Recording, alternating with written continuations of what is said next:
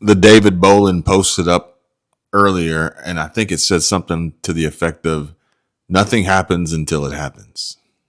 So this pharmaceutical deal, I'm just going off the Truth Social posts. It says, it's a long one, but he says, I'm pleased to announce that today, the White House at 9 o'clock will be signing one of the most consequential executive orders ever. They will be reducing pharmaceuticals by about 80%. Essentially, we are going to pay less than the country that's paying the least for pharmaceuticals from here on in. How does that work?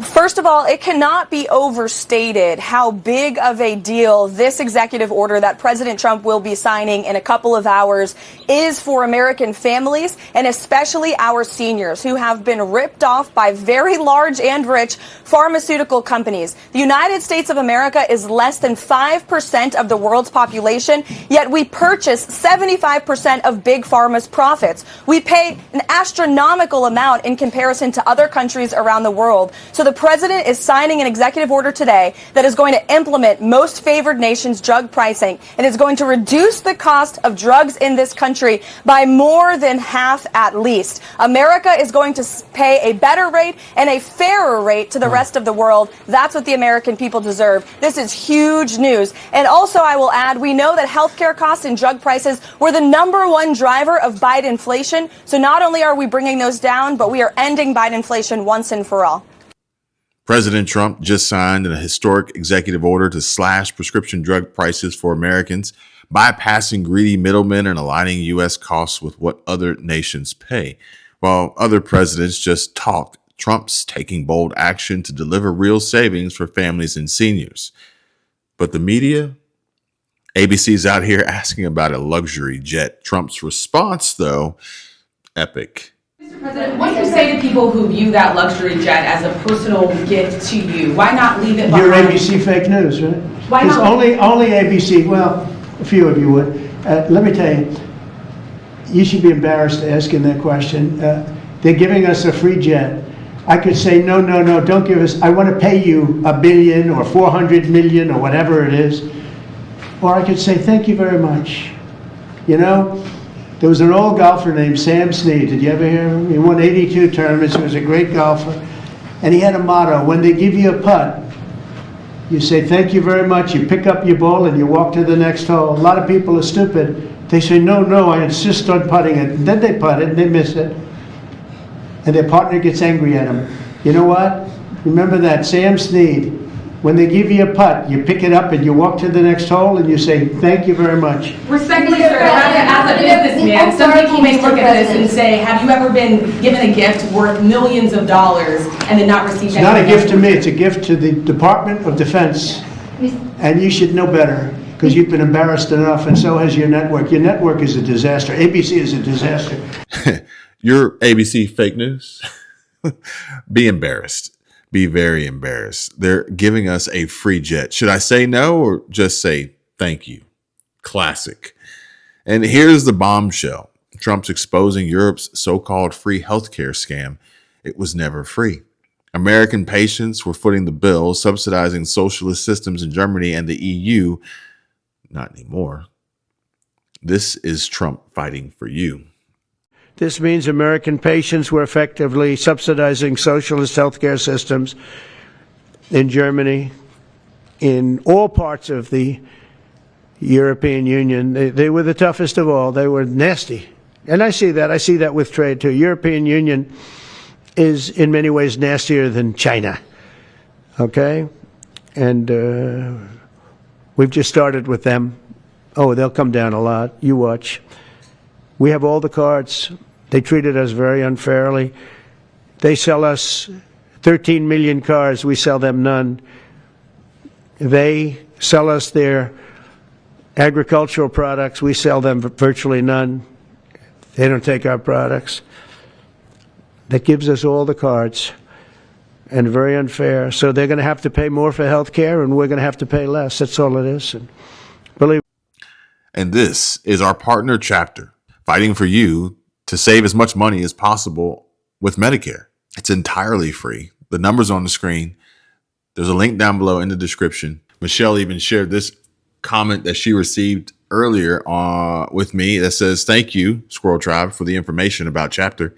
I just got off the phone and now have a new insurance company with much better coverage. I spoke to Josh and he said that they are getting a lot of inquiries because of Squirrel Tribe, and I don't doubt it. And whether it's saving money or getting better coverage or both, why not make the call? 270-467-2426. And our friends over at Chapter, they're fighting for you as well. Fighting for you to save as much money as possible with Medicare. So if you want to save some money, give them a call and come back and let us know what your experience was like and leave a comment and we can share it on the next video. Help some other people out. 12 minutes into the trading session, and boy, have we got a rally for you. The Dow's back to 1,000-point gain. The Nasdaq is at a 3.25% gain, and the S&P 500 is up 2.5%. That's a very strong start to a Monday morning. Over the weekend, President Trump took to Truth Social to celebrate his tariffs. He called it a financial revolution. Stephen Moore joins me. Steve, I know you're not a fan of the tariffs, but would you call what we've got going now a financial revolution? Well, it could be the start of one. You know, what Trump has basically been saying, and you're right, I'm not a big tariff guy. I'm much more in favor of free trade and lower tariffs. But if Trump can pull this off, and the only country that could do this is the United States, because we're the hub of the world economy, is to force all these other countries to lower their tariffs. And it looks right now like he's succeeding. I mean, we got that blockbuster deal with the UK last week, and now it looks like, I don't know all the details, I don't think any of us do at this point with respect to China, but it looks like it's a dramatic reduction in tariffs on both sides of the Pacific with respect to the U.S. reducing our tariffs and China theirs. If you get this domino effect, then you're going to see a lot more green on that screen over the next few weeks. Now, I still think there's a lot of, I don't want to rain on this parade, but I still think there's a lot of choppy waters to go with respect to the devil really being in the details of how these negotiations are going to proceed. But, oh my God, I mean, what's the Dow up now? 3,000 points from its low point? By the way, this is pretty close to a high point, isn't it, on the Dow? We're pretty close to it. But don't be stupid. Take the putt. And sure, some folks will walk back some of their previous statements, more so not necessarily based on logic or fact, just because they are anti-Trump, anti-America. Here's a prime example of the domino effect. Economist admits he might be wrong about Trump tariffs. You don't say. The stock market was lit today. And speaking of being wrong about Trump, did you guys catch that last video? What was with that douchebag? Yeah, we're not too far away from it. Yeah. Let me put it like that. But look at the gains in the Nasdaq are absolutely spectacular. Spectacular. Never see anything. Well, so, by the way, Stuart, you've known me a long time. I very rarely admit that I was wrong, but maybe I was wrong about this strategy. Because if he's able to pull this off, to my free trade friends out there, we would end up with freer trade and less restraints on trade, both in terms of the tariffs and the non-tariff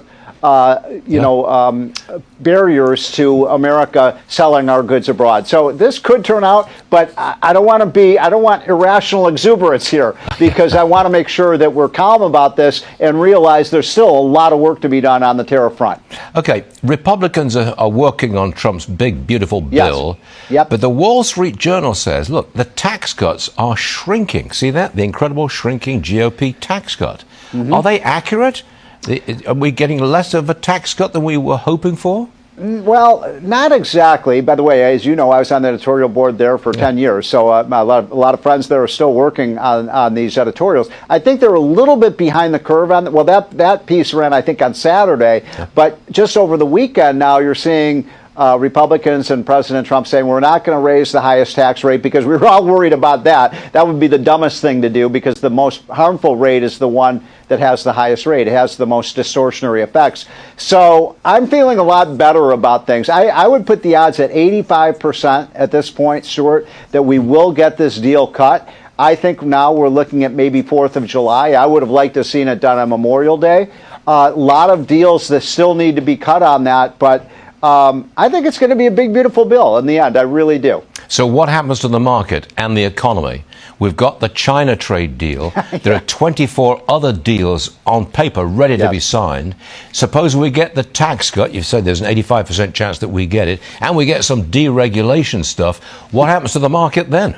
Well, it's a beautiful picture. The only real question is how much of that is already priced into the market. I'd say probably a lot of it is, because I think most investors do realize this tax cut is going to happen.